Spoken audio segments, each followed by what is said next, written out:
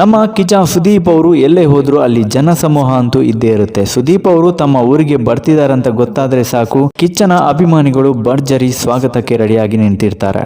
ಅಂದಹಾಗೆ ರೀಸೆಂಟ್ ಆಗಿ ಸುದೀಪ್ ಅವರು ರಾಯಚೂರು ಜಿಲ್ಲೆಯ ಸಿಂಧನೂರಿನಲ್ಲಿ ಬಸನಗೌಡ ಫೌಂಡೇಶನ್ ವತಿಯಿಂದ ಬೃಹತ್ ಕಾರ್ಯಕ್ರಮ ಆಯೋಜಿಸಲಾಗಿತ್ತು. ಈ ಸಮಾರಂಭದಲ್ಲಿ ಉಚಿತ ಸಾಮೂಹಿಕ ವಿವಾಹ ಹಾಗೂ ಉಡಿ ತುಂಬುವ ಕಾರ್ಯಕ್ರಮ ಏರ್ಪಡಿಸಲಾಗಿತ್ತು.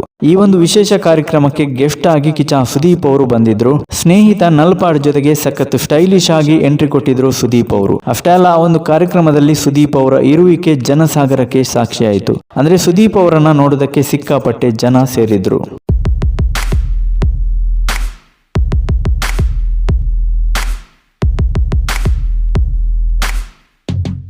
ಇನ್ನು ಸುದೀಪ್ ಅವರ ಸಿನಿಮಾ ವಿಚಾರವಾಗಿ ನೋಡೋದಾದ್ರೆ, ಕಿಚ್ಚ ಸುದೀಪ್ ಅವರು ಒಂದು ಹೊಸ ಗೆಟಪ್ ನ ಕ್ಯಾರಿ ಮಾಡ್ತಿದ್ದಾರೆ. ಅನೂಪ್ ಭಂಡಾರಿ ನಿರ್ದೇಶನದ ಮೋಸ್ಟ್ ಎಕ್ಸ್ಪೆಕ್ಟೆಡ್ ಸಿನಿಮಾ ಬಿಲ್ಲಾರಂಗ ಭಾಷಾಗೆ ಕಿಚ್ಚ ರೆಡಿ ಆಗ್ತಿದ್ದಾರೆ. ರೀಸೆಂಟ್ ಇಂಟರ್ವ್ಯೂನಲ್ಲೂ ಅದನ್ನೇ ಪ್ರಸ್ತಾಪ ಮಾಡಿದ್ರು. ಸದ್ಯಕ್ಕೆ BRB ಶೂಟಿಂಗ್ ಶುರು ಆಗ್ತಿದೆ, ಆನಂತರ ಬೇರೆ ಲೈನ್ ಅಪ್ ಸಿನಿಮಾಗಳನ್ನ ಕಂಟಿನ್ಯೂ ಮಾಡ್ತೇನೆ ಅಂತ. ಹಾಗಾಗಿ ಸದ್ಯಕ್ಕೆ ಕಿಚ್ಚ ಸುದೀಪ್ ಅವರ ಕಾನ್ಸಂಟ್ರೇಷನ್ ಬರೀ ಬಿಲ್ಲಾರಂಗ ಭಾಷಾ ಪ್ರಾಜೆಕ್ಟ್ ಮೇಲಿದೆ.